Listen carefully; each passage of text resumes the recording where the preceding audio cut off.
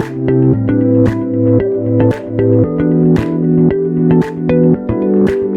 everybody, to Integrate Yourself. I'm your host, Allison Pillow, and you can find me on pureenergypdx.com. Today, I'm here with a very special guest. Nikki Costello has committed her life and learning to understanding what it takes to achieve resilience and longevity in these human bodies. She is a walker of the talk and does not ask her clients to do anything she has not tested. She spent 8 years working in a physical therapy clinic with highly sought after Dr. Mark Barnes, fascia and spinal expert. She has spent the last 3 years studying with the world-renowned Dr. Guy Voyer, osteopath and creator of the ELDOA Method, which is currently used by professional athletes like Tiger Woods and Stephen Curry for their own health and wellness. She is a holistic lifestyle coach through the CHEK Institute, a trained Pilates instructor through STOTT Pilates. I thought it was Scott Pilates for some reason. Is that right? STOTT Pilates? S-T-O-T-T. Yeah, a lot of people think it's Scott. It's STOTT. I don't know why. I always thought that for some reason. Yeah. Okay, it's STOTT Pilates and NESTA She's also a NESTA Certified Personal Trainer. She has also interned extensively with chiropractors, naturopaths, and acupuncturists. Nikki, welcome to the show. I am so happy you're here today. Yeah, thanks for having me, Allison. I'm psyched. Oh, me too. This is so great because you and I talked before the show started about how we have a lot of common things that we've gone through in our journey in health and wellness. You were a gymnast. I was a gymnast. We really learned a lot about our bodies through our own injuries and unwinding those past injuries through our past gymnastics injuries and helping other people understand their bodies by understanding ours better. That was my experience of it. And also what led me to the CHEK Institute, because I was, there's just a lot of things that not many people could help me with, because it was just a, you're unwinding years of forceful landings and overcompensation from gymnastics and those kinds of things. So, I would love today to hear more about it, your experience, but also if you wouldn't mind sharing about yourself and what led you to what you're doing now. Yeah.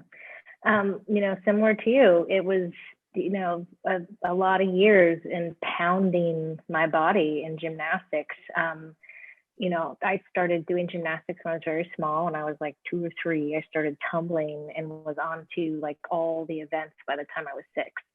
And wow. So absolutely love gymnastics, still love gymnastics. If I could still do it, I would. One little side note. Did you hear about the woman who's 32 after having 2 kids? She got back into gymnastics. Did you hear about her? Oh, yeah. It's crazy. It's amazing. I was like, I can't believe this. This is incredible. It's amazing. Well, and then there's the, I forget her name now right off the top of my head. She's like 42 or 43. She's the same age as me. I'm 42 now. Wow. And still competing at a high level, at a very high level. I would have to look it up to tell you her name, but she's still competing. And that's incredible. It's amazing. I'm like, how did she make it that far? I know. I'm like, I feel the same. Like, how are you still doing that? But anyway, what we'll get into today is how you can still perform at a high level and how you experience that by unwinding old injuries. But I'm sorry, I cut you off. Please continue with your story. No, it's, so, basically it was years and years of gymnastics. I was also a runner. I ran a lot. I was a cyclist.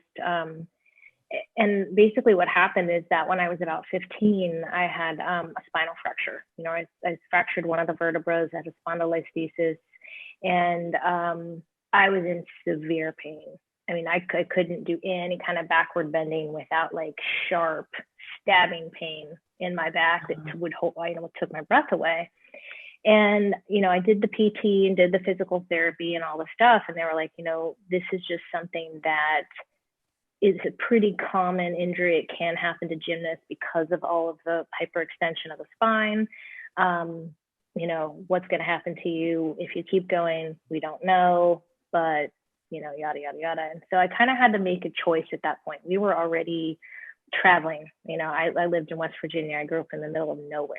And so we were already traveling like an hour each way. I was getting out of school early, only going to school a half a day, all of that. And so I had to kind of make a choice of like, okay, do I really want to keep pushing through this?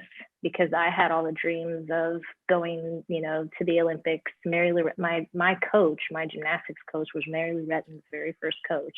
No way. I loved her. Yeah. She grew up like, 20 minutes from me. And, wow. I really was, I love gymnastics, but I had to make that call of like, this is pretty detrimental, and I could totally ruin myself. And so very reluctantly, I walked away from it. And, at that point, like I said, I was like 15 going on 16. And so I started doing other things. I ran more. I ran cross country. I ran track. I played tennis. And I actually ended up getting into cheerleading and dance because I didn't have anything else to do with that skill set. Right. And I was like, well, this will be fun, so let's do this. And so then I kept doing, a scaled down version of gymnastics and dance and things. And you were able to do that, huh? You were still able to do that. Wow. I was still able to do that without too much damage. I never really, felt my back again. I had other problems, ankles. Of course, knees, everything has to compensate for that, right? Exactly. Everything else started going crazy. But I cheered at the University of Kentucky. I was a Wildcat cheerleader. So I took it all the way to that extent, and then was like, okay, this is enough. And like, I finally kind of hit that wall in my early 20s as I got into college, where I was like, okay, I'm done. And basically what happened is that I was in some pretty significant car accidents that, because of that heavy duty whiplash and impact, it just took all of my compensation patterns and all my problems and turned it up. It just turned everything up to like the nth degree. And that's when I got into trouble. Like, that's when I really got into trouble, and I couldn't, my head was stuck to my chest for like 2 weeks once, where I couldn't pick up my head. Wow. I couldn't run for more than like 30 seconds without severe sharp pain in my head. I had a bunch of neck trauma because I've had tons of head and neck trauma in gymnastics, tons of concussions and things like that. Well, landing on your tailbone too counts, right? I mean, exactly. I can't even count how many times I did that. I mean, I'm sure everybody can relate that did gymnastics, right? Yeah. And people ask all the time, they're like, so how many times have you hit your head or landed on your tailbone? And I'm like, you stop counting after like 2. Yeah, you do. You're like, it's sad, but it's true. It's a part of it. You fall a lot. Yeah. You have to. Yeah, you have to. There's no way around it. And it's not always over a nice foamy soft pit. Although they've gotten better at it since we were doing it, I think. But it's definitely not always like that. Yeah, you're right. Yeah. And so that's what kind of, that's how at that time, I mean, I started doing personal training and teaching spinning and aerobics and all that stuff when I was like 18, just because I always had a love for movement. I was always very much in my body, very active. That's what I would do for fun. I mean, I would just get on my bike. And at that time, when I was younger, I'd strap my little cassette, like my Sony cassette player, I'd tape it onto the handlebars. That's so great. Ride my bike for like 20 miles because that was what was fun. Yeah. But that's where, when the car accidents happened and things really started to quickly take a decline, and they're like, well, the only answer for this is that you need to stop running. You need to stop doing all these things, try these heavy duty pain medications.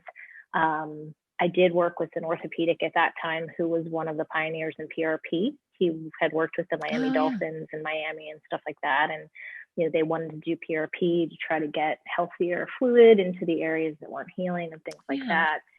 And so that's when I found the CHEK Institute. So that is okay.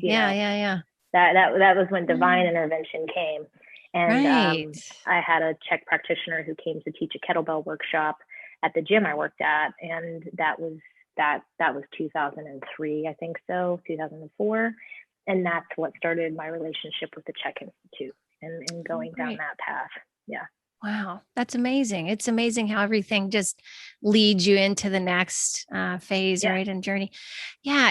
And so I bet that was pretty hard for you to just absolutely have to stop it, everything, because you were just used to being active. Like, how did you take that like on a psychological level? Was it really hard mentally to do that? And yeah. Yeah. It's, it was definitely very difficult because I was so identified with my body and Yeah. movement. And that was my stress release. Those were my endorphins. That was, I was an addict as well. I will fully admit I was a movement addict. And so that forced me to look at why was I addicted to movement. Yeah, there you go.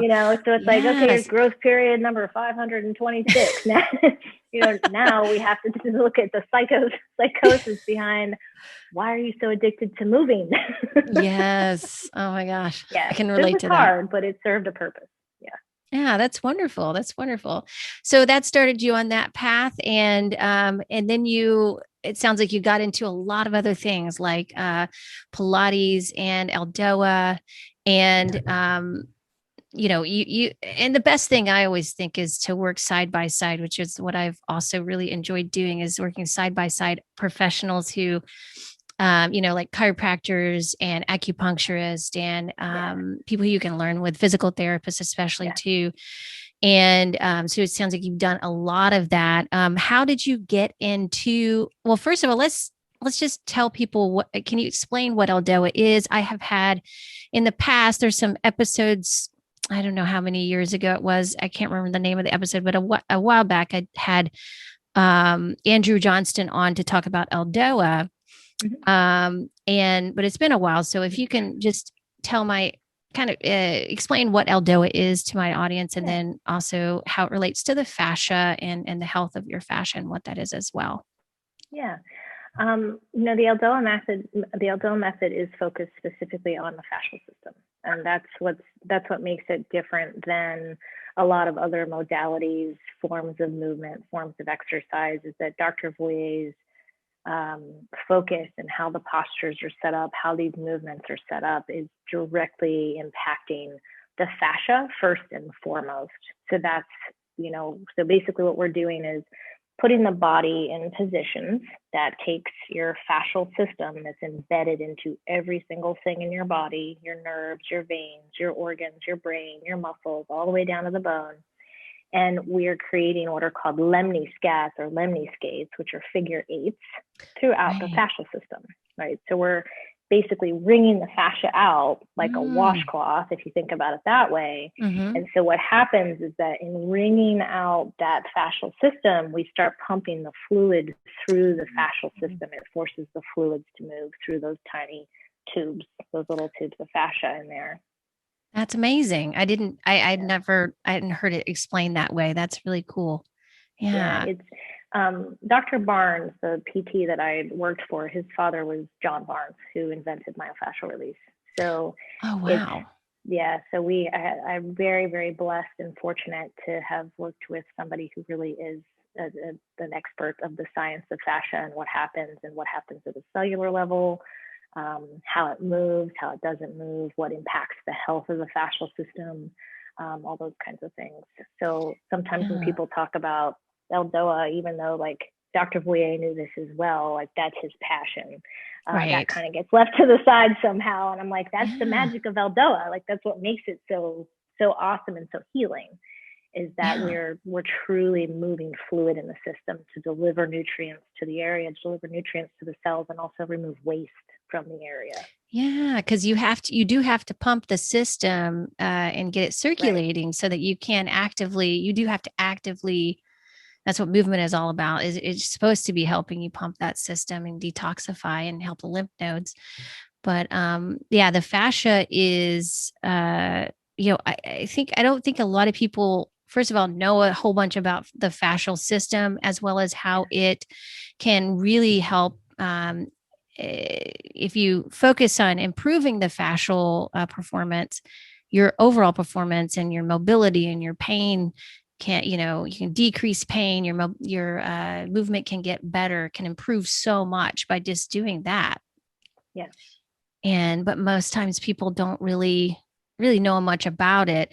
Yeah. And so, there's been a huge, I guess, movement, so to speak, in mobility, this past 5 to 10 years, a lot more people are focusing a lot more on mobility to go with the strength training programs. But and then ELDOA is coming out. I'm seeing more and more people do that. And then, just the fascial release techniques are getting more plentiful too. More people are getting to know. And I teach my clients as many techniques as they can possibly to do it on their own at home, so that they can relieve, just see how they could even improve their movement just on their own, just by doing these little things, because it doesn't really take much, right? Well, I think that's the key, is that, fascia, just the word fascia, or an MFR, myofascial release, or myofascial stretching, like it's slowly, like you said, it's started to become a bit of a hot button word, like here in the last few years. And even though there's been a ton of research and tons of study that's been going on, since like 1930 something. Yeah, right. Exactly. It's like, it's just now like starting to be like this, oh, what's that? And it's fascinating, because the nerves of the fascial system communicate 10 times faster than any other nerves in our body. Yeah, that makes sense. That's why acupuncture works so well, right? Because right. And so what a lot of people don't understand, or I find that people get really confused, is like how to really work with the fascial system, because it's very sensitive. And a lot of people think of fascial release as like grinding and pushing and pain and like, and the fascial system actually does not respond to that. It can actually make it more injured. It can create greater adhesions. It can cause the fascia to not slide as well. Right. That's why, like, when people come to me, and this is always one of those hot button topics when it comes. Once you started working with Dr. Voyer, like, you're really getting on his bandwagon. Because we all getting our little our little bubbles. He's not a big fan of foam rolling, right? He's not a huge fan of digging into the system. And he says, well, if it works, then why do you have to keep rolling? Yeah. Well, what's your take on that? Because I'm a little bit, I have mixed feelings about it, because I can see where people are coming from, but I can also see how it's beneficial. So what's your take on it? Yeah. It's what I have found is exactly that if somebody's really digging into the tissue, right? If they're pushing to that point of where they're holding their breath, their autonomic nervous system is kicking in. Yeah, they're like seizing up, like, oh, this is so painful, right? Yeah, exactly. Well, what happens is, as soon as that mechanism kicks in, your fascia will not release. Like, it won't. It just doesn't. It goes into fight or flight, and it's like, run from the tiger. We're not relaxing right now. And so that, I agree. With my own clients, with my own body, I have found that that's 100%. Like, if I stay out of that zone, that then I can get the change in the tissue.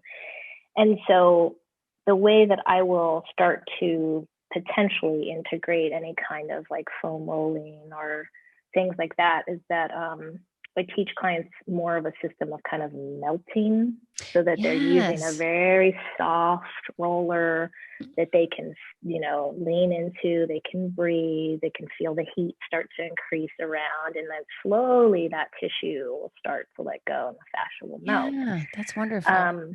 So I kind of go more on that. And I also will use a harder roller or something as a fulcrum, so that you're able to position for the upper thoracic spine. Right. Yeah, totally. Yeah. I love that. That's what I do too. And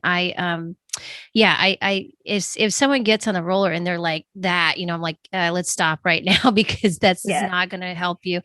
And, and I like the softer, and like, that's, I think, where the melt method came about as well. Right. Yeah. Because it was like, okay, we're going to go in more, the Soma approach, I guess, would be that. Yeah. And so,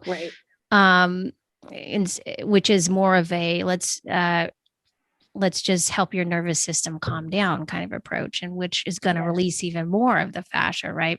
And that's what Right. the Feldenkrais method does as well, which I Yes. love very much and use a lot too. But yeah, I love that. I love that take on it, because you're saying it can be a good tool if you use it this way, right? Yeah, totally. And Yeah. that's where I try not to go like, I've been in the part of my life where it was like, a hard yes or a hard no around whatever the topic was, or Sure, sure. But as I've gotten older and hopefully a little bit wiser and just learned from my own body and other practitioners, I've really sought after that middle ground of like, what's the middle way here? And also very client specific is to like, this Yeah. body might need this and can do better with this versus someone else. Like, I had a professional athlete I'm working with now who's a cyclist, and he was very much embedded into like, the tumble roller, digging in there all the time. And so when he first came in to see me, I was like, you're not ever rolling, ever. I was like, we're taking you completely off of any rollers right now, Right. because I had to like get him to just shift his perspective and also get his nervous system to calm down so that I could get his tissue to change and move.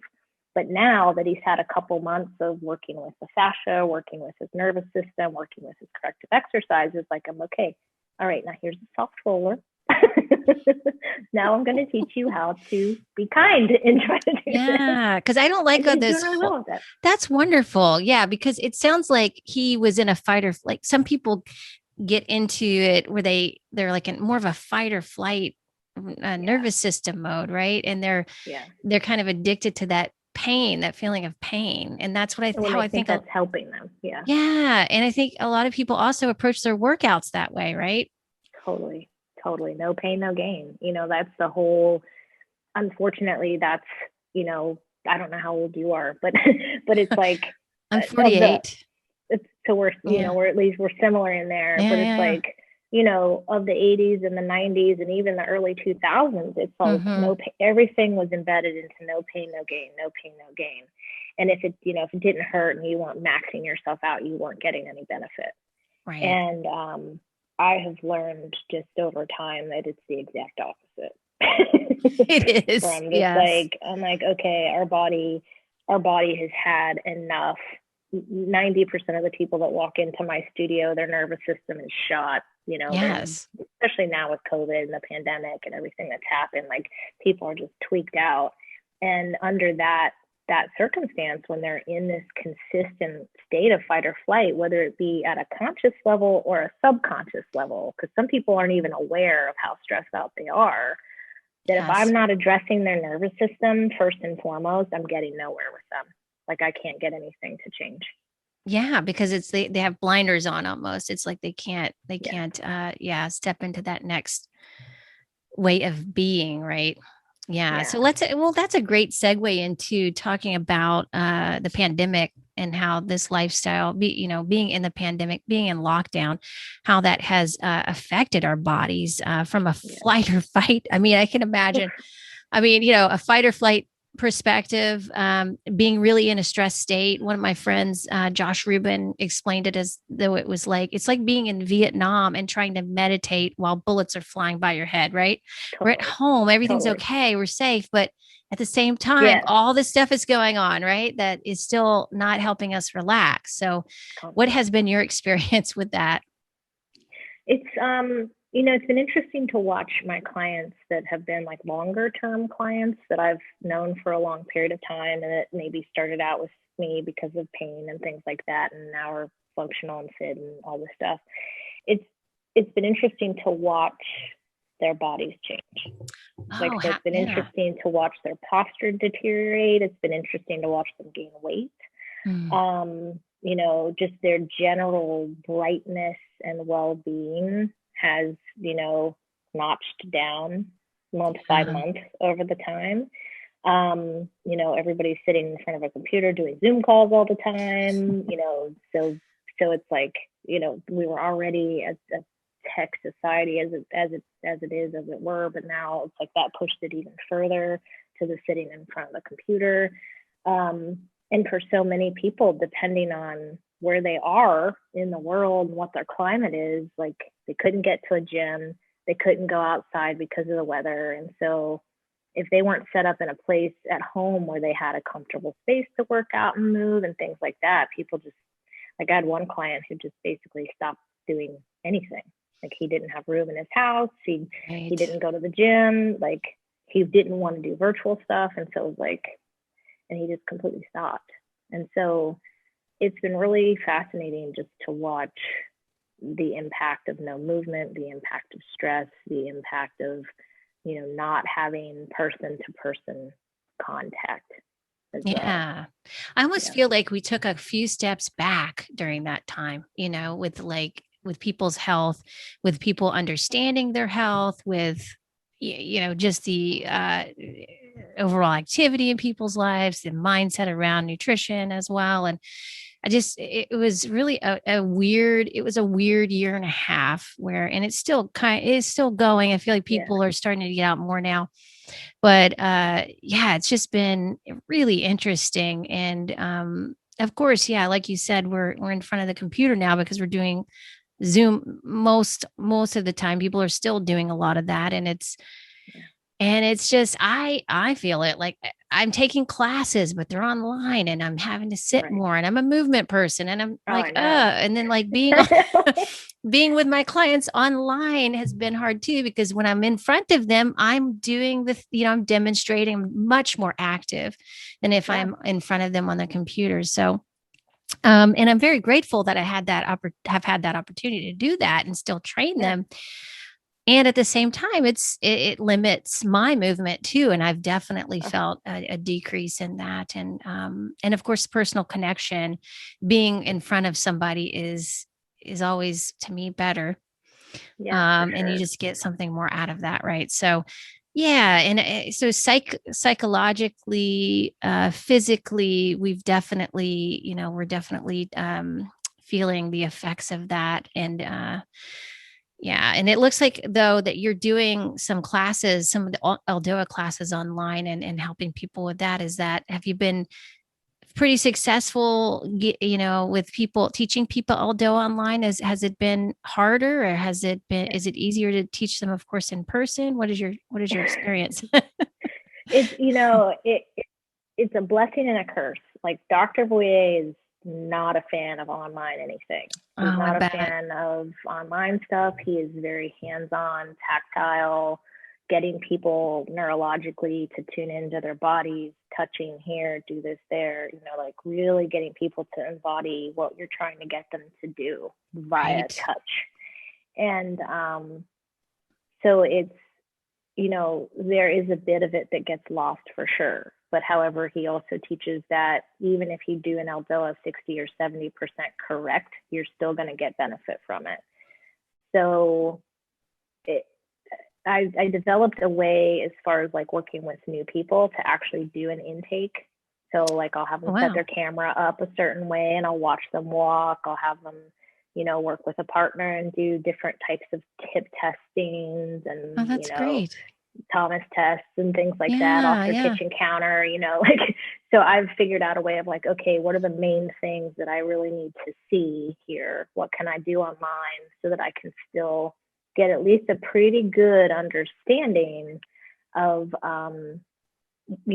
what's going on with their body, what are they dealing with? Right. And then, the teaching aspect of it, of teaching them ELDOA, teaching them myofascial stretches, I've had to become a talker. I mean, the amount of descriptive that goes into teaching and one ELDOA, because there's 100 things going on at one time. It's just like there's this constant having to explain, talking, reminding, this. And so for the first month of doing that, I was exhausted. Oh, I bet you were. I was exhausted. I was just like, I've never talked so much in my entire life. But I've gotten used to it. I've built up some stamina around talking. Talking endurance. I know it does take, I know what you mean. Oh my God. Yeah. Talking endurance is real. totally. So yeah, that's it. And spinal health is so important, and ELDOA can really help a lot with that. And I remember being a gymnast and having such a compressed spine from all the pounding and the landings, and I didn't even Yeah. realize what was really going on until after I had two kids.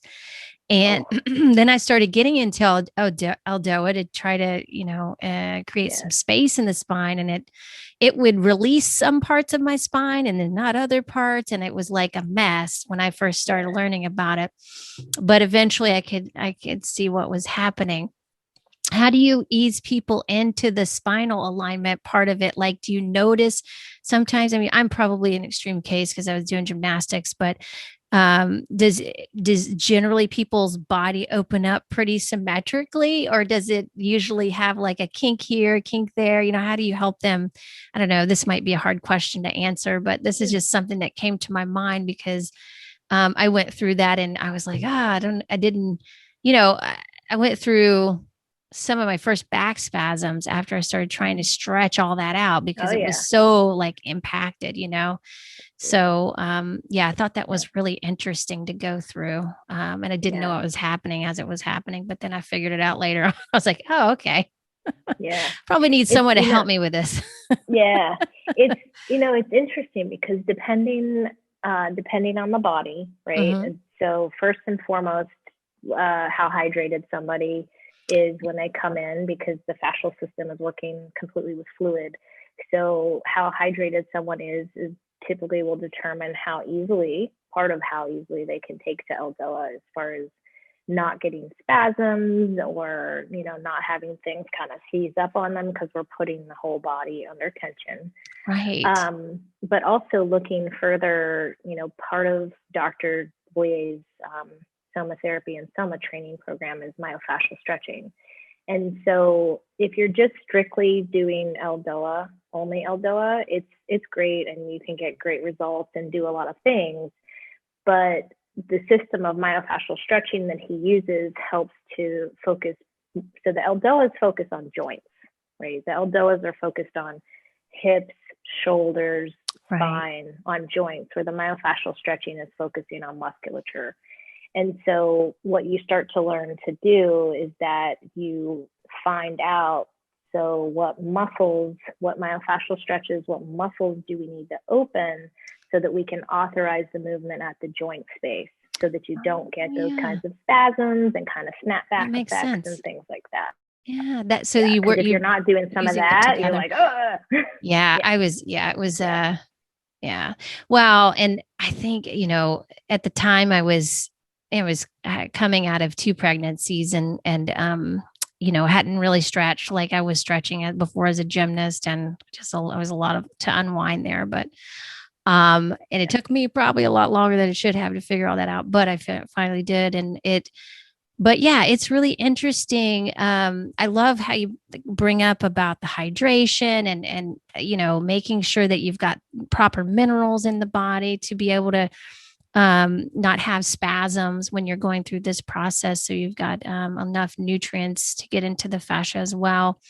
And using those together, that's a great way. I love how you put that to you're prepping your body for more of to be stable when you have to stretch the joints out, because that's a big part of it, right? yeah, Yeah. yeah. Yeah. It's and when people come in, and even with the 6-week program that I built for Dragonfly, the foundational things that we talk about in the very beginning are hydration. And why. Why does hydration matter? Because and this as a lifestyle coach with the CHEK Institute, like, water is our shock absorber, right? If we don't have Yeah. water, we don't have shock absorption, and we also don't have a way to transport things throughout the body, the lymph through the fascia. Our blood gets thicker when we're dehydrated, like stuff doesn't move the way it's supposed to.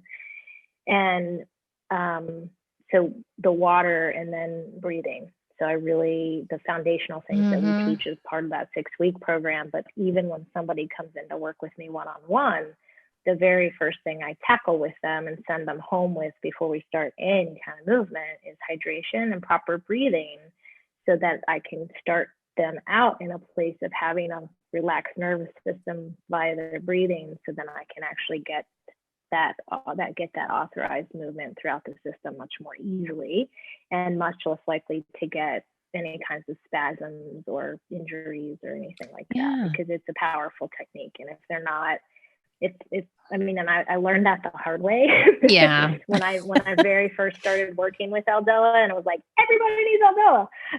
Yes. I had a couple clients that, I'm like, ooh, let's do L5S1, legs up the wall. And I start teaching them that, and they just fell apart. And I was like, oh, yeah, I can relate. Just take any person and just throw them into an ELDOA at 100% of their effort. Like, it doesn't work that way. Some people can, absolutely.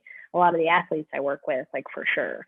Sure. Oh, yeah. Talking about, recovering moms and elderly people, or people with fusions and all, multitudes of different things. Like, it has to be done very, very systematically and carefully. That makes sense. And it's very smart to do that as well. Very smart to also work on their breathing too, because that's, it's all about the nervous system, right? The more that the nervous system can calm down, the better the body's going to be able to release in a more, consistent way. Yeah, that's fantastic. Do you ever use anything like cupping or skin rolling with people? You know what skin rolling is, like when you're pulling the skin up. What do you think about those techniques, especially around like scar tissue and that kind of thing? Yeah, I'm a huge fan of skin rolling. I just had a horrible injury from a surfing accident.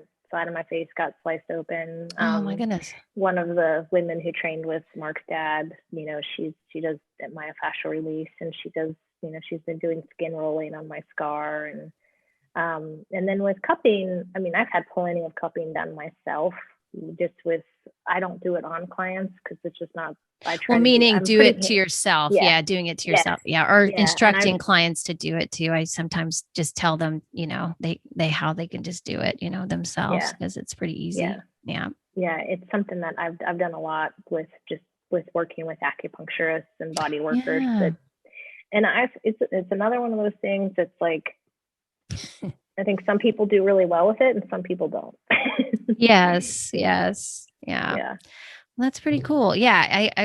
I think it's a really good thing to do around scar tissue, especially because, as you know, like scar tissue doesn't, there's not a lot of great mobility around scar tissue, especially if it's never been, I guess mobilized before or in a while, because it can change the movement around the joint. And then some people were like, after they work on the scar tissue, like, this is amazing. I can't believe it. I've done that, with a couple of my injuries. I had broken my ankle 3 times. I think I had, maybe 3 surgeries on my ankle. And so I have all these scars around this ankle, and it wasn't moving very well at all. It felt like a big block, and, the muscles in my feet and the bones in my feet weren't really even moving at all independently anymore. And so I've been working with my chiropractor. She's been doing some Graston on it, which is the same as Grisha, right? Or it's similar to Grisha. It's a little harder though, I think. And with around this on the scars, and it's just really opened my foot up, and I've been, doing some of the skin rolling around it too. And now I can move the muscles in my feet and actually make like an arch in my foot. So it's been pretty cool. And this is like I think I did this injury I think I got this injury when I was in elementary school. So it's been with me for a while. So there's always hope with your body, right? There's always something you can do to decompress your body. You have a bunch of techniques to help a person decompress their body, ELDOA being one of them. And then you were saying also the myofascial release. Is there anything else that you recommend people do to open up their spine and their body during this time, especially if they've been sitting a lot or they're in pain? Yeah, I still go back to like the easiest things to help with decompression is hydration and breathing. Right, of course. Those are always like the easiest things, just because it doesn't not rocket science, and it doesn't take a huge lifestyle change to try to do that. And you don't need like a practitioner to look at you and figure out your posture and tell you all the right things to do. Right. It's not too complicated. So and everybody has to breathe anyway, right? And drink water. Exactly. So, yeah. Exactly. So I always start with that. And then I do a lot, and part of the 6-week thing on dragonflies that we talk about proper ergonomic setup at a desk, when you're sitting at a desk or standing at a desk, like what are proper ergonomics? Like, how do you want to set your screen up and your keyboard, and how do you stand and how do you sit? How do you have good posture, and how do you take breaks from this and step away and drink some water, take some deep breaths, do a stretch, so I really emphasize proper workspace ergonomics, just because people are what they do most often. And so it's like, if I give somebody this great program, let's say it's even on 10 or 20 minutes of decoaction and decompressing and getting everything opened in the mind, that's only 10 to 20 minutes of their day. That's a 24-hour day. Right. And so it's like, what do they do the most, and how do I help them find better movement in what they're doing the most? I love that. Yeah, that's a great way to look at it. And one thing I've noticed too is there's a lot more neck compression because people are on the computer more. And I've noticed it's also because people are straining their eyes. I have felt it myself because I'm on the computer much more, and I can feel it going directly back here, really tightening up right at the base of my like my neck here and that atlas area. Is there any, I've also I've been working in some more neck stretching and jaw and, even some eye exercises. Is that the kind of stuff you would recommend for people to decompress the neck or to rest the eyes? Like I'm really at a loss to know, because I feel like I have to be on the computer now so much. Mm-hmm. I do the best I can, but I'm a little bit like, okay, should I just cut my computer time? Because at this point I'm like, this is really, I'm starting to feel it, and it's not feeling great. Yeah. So what is your advice on that? I am a fan of the blue light glasses. It makes a huge difference for sure. Yeah, I mean, because I do find so that cuts even down during the on day, eye you wear strain. them.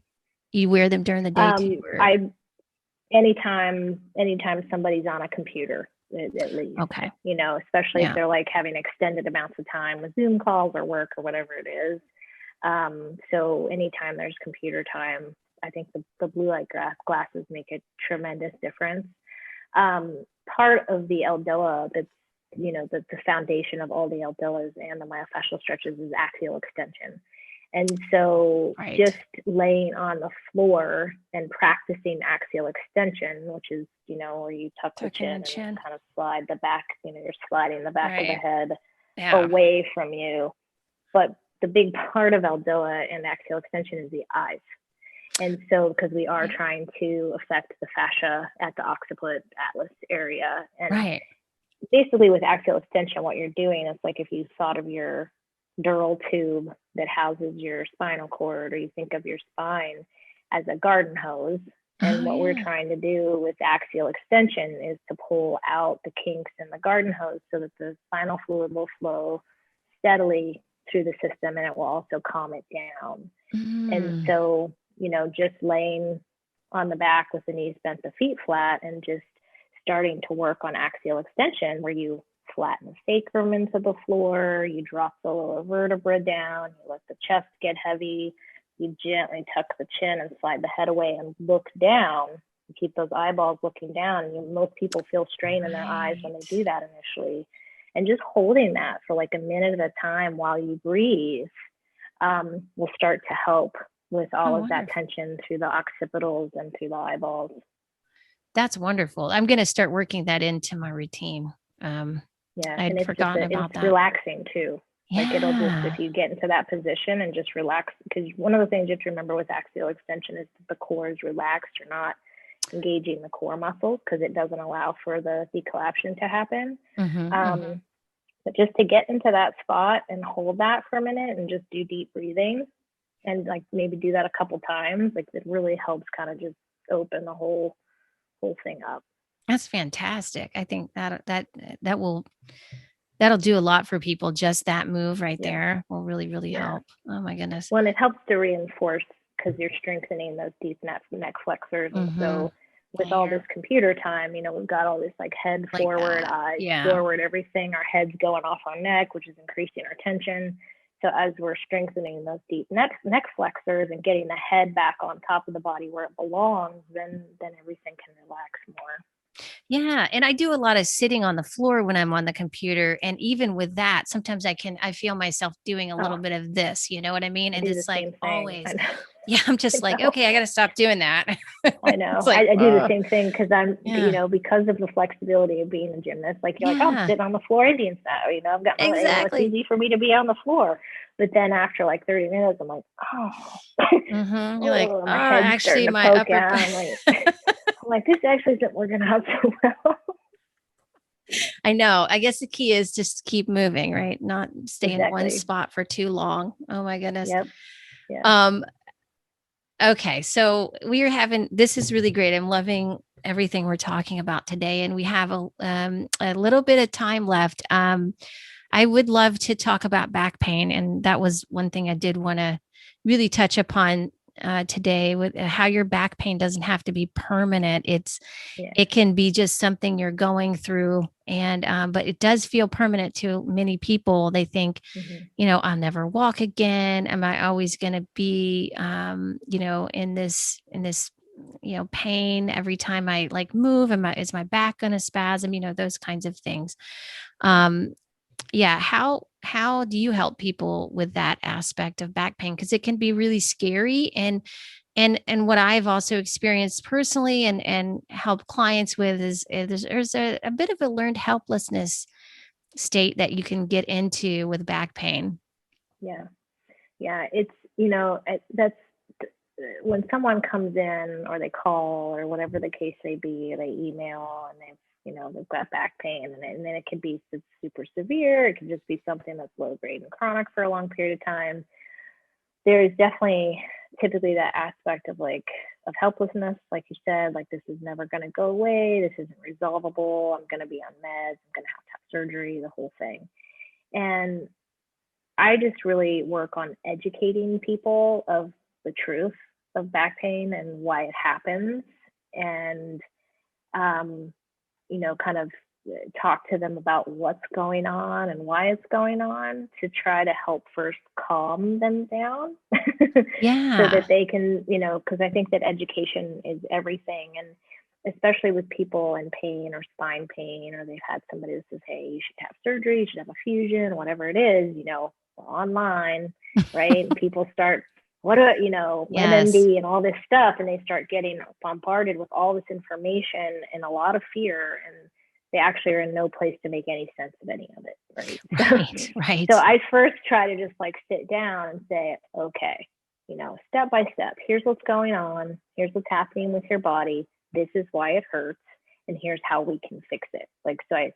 And I think the big thing for people to realize is that 90, I don't know what the exact percentage is right off the top of my head right now, but it's a high percentage, 9 out of 10, 8 out of 10 of back pain incidents do not require surgery at all.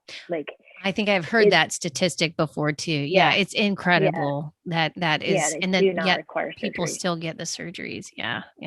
And it's one of the biggest reasons people miss work next to the common cold. So that makes sense. It's a huge impact. We're dealing with major compression. It costs companies and employers a lot of money for MRIs and medications and all this stuff to try, cortisone injections, all these things. Right. When really it's a matter of lifestyle balance, of hydration, breathing, proper ergonomics, teaching people proper posture and core strength. It's actually not that difficult to fix it. Right. So it's really not that hard to fix it. And I have had horrible back pain with my neck, my low back, my mid back. I've blown discs and had fecal sac impingements and horrible sciatica that went on forever. and it's all been fixable. I can run now. I surf, I snowboard, I ski. There's not anything that I don't do. I don't do gymnastics anymore. Yeah, I don't either. I don't push my luck with that one. Yeah, I did jump on the trampoline this past week with my nephew, but that was even that I was like, oh, okay, I need to, like I felt kind of a little bit bobbleheady. I'm like, okay, I need to like, connect with my core on this a little bit more. Yeah, it was really interesting. It's a whole nother experience jumping on a trampoline as an older woman. Then or in midlife, I should say. Whatever. I know. I got on a trampoline not long ago. It was like, a few years back, and I was like, whoa. Yeah. You're like, oh, okay. I can see what is out of alignment here, or not out of alignment, but just kind of, not quite activating, I guess, actively. Yeah. But yeah, it's and you've been through it all. It sounds like you've been through the worst of the worst, and you've still come out on top, and because you've known you learned the steps to get yourself out of pain. You surrounded yourself with the people who could help you with that. And, because also one thing is, even if we are movement experts and we're in pain in that moment, it's always still great to have some support, because oftentimes it's hard to navigate it in your own body when you're in a lot of pain. So it's good to have that support of someone who can help guide you through the process. Right. Well, it's like you said too, it's like, getting to the right people like that. Yeah. That was honestly, because when I started down this path and had all these issues, every step was a learning process. It was like learning another layer of what's going on, but it never got to the bottom of it. So I'd done neuromuscular therapy, I'd done acupuncture, I'd done physical therapy, I'd done chiropractic, like I'd done Pilates. I did all these things. I worked with my CHEK Institute professional, like to get to a certain point, and also learn and recognize what I was doing wrong and what I should have been doing. And then when I got to Colorado and started working with Dr. Barnes and really started to put the emphasis more on the fascial system, that's when my true healing actually happened, which is why I started to really become more fascial focused and kind of hopped on board with Dr. Voyer. And this is where it's, especially in the last several months, where I've been doing a lot more ELDOA and myofascial work with people. So many people are coming in. They're like, I've been working on this with a physical therapist for 6 months. I've been had this knee problem. I can't race and cycle for 2 years. And in a matter of a few weeks, they are feeling better than they have felt in years. That's amazing. So I'm addressing the fascial system and the nervous system. And like, that's where I'm like, okay, we're on to something here. Right. And I have a feeling it has a lot to do with your experience as a gymnast too. And going through those injuries yourself, you just have a better understanding of, you have a different perspective of where a lot of people, even if they are in the field of physical therapy or some kind of therapist, they still may not have that same perspective of how that, because it wasn't until I actually worked with a chiropractor who worked with gymnasts, contortionists. She worked with dancers, so she sees like exactly the issues that these people are going through. Right. And not a lot of people work with those kind of people.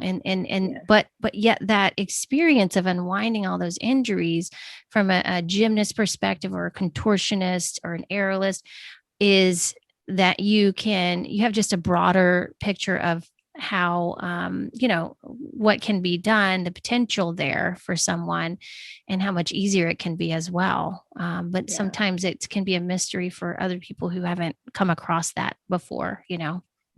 And I have I've had a lot of people that come in that work with various practitioners, and I went through this as well. Like when I worked with physical therapists and things like that, they're like, okay, you need to do X, Y, and Z to fix your neck. Like, this is what you need to do. And right. I can't do X, Y, and Z. That gives me a headache. And that's all they have in their toolbox. And because they haven't experienced neck trauma and head trauma, they don't have an association with like what that really feels like. Right. And so that's it's like when someone comes in and they're like, oh, this is happening and I can't do this that they want me to do. And I'm like, well, no, I get it. I understand that you can't do that. And this is how we need to work around it. But we need to do this instead. We need to start here instead of there. Because when you haven't been super debilitated in your body or really taken on a lot of trauma and felt what that feels like, trying to interface with people who are in severe pain and like asking them to work through things, I think is difficult. And you hit some walls there because there's just a disassociation. There's not a full understanding of like, no, that doesn't work. Right. Even though your book told you this is what you should do for the shoulder, yes, that's not working. So now what? Right. It's experiential, and so, yeah, I feel like I said earlier to you, is that my greatest teacher has been my own injuries, that I've learned so much, and being able to use my own injuries to,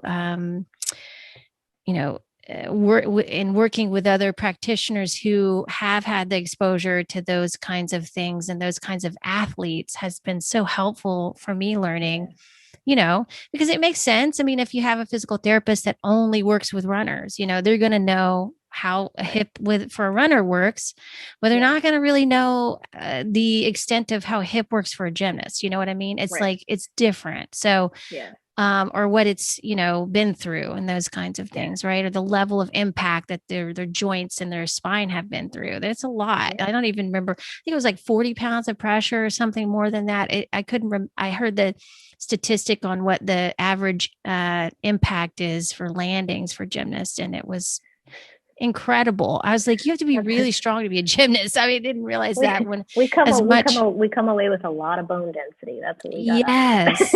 Oh my God. That's why they're so muscular. As gymnasts, we're so muscular because we need it to keep our joints together. Totally. Yeah. So that's incredible. I did this. I don't know if you've heard of it's a chain. It's called Osteostrong, and it's focused predominantly on bone density. And Are you still there? Oh. Okay. I just got a little thing that came up. Okay. Now it said internet's unstable. Oh, well. Are you still? Yeah. Okay. Yeah, I gotcha. I can hear you and I can see you. Okay. So what was it called again? Oh, so it's called Osteostrong. And okay. it's a chain. It's a nationwide chain. And it's geared towards building bone density. And it's these, specific pieces of equipment that put the body under the amount of load that it takes to increase bone density. And whenever you go in, and friends of mine own one of these chains, so that's why I've been through the system. They sit down and they give you this tutorial and education about bone density and how it works, what it actually takes to build bone density, to kind of dispel kind of what people think. Oh, wow. And they give the example of the gymnast and the amount of pressure on the system, and it's why gymnasts have greater bone density than anybody else. Wow, that's great to know. Like, we got that going for us. Yeah, we got that going for us. Yay. Nailed that one. Oh, nailed it, right? That's so great. Yeah. I love it. Well, gosh, Nikki, this has been such an enjoyable conversation. Really been. I've loved talking to you about all this stuff. Rarely do I get to talk to gymnasts about, about their experience and connect with them. So please leave my audience with how they can find you, what you're offering, and all that. Did you hear me? Okay. There you are. And if you want to, did I get stuck again? Okay.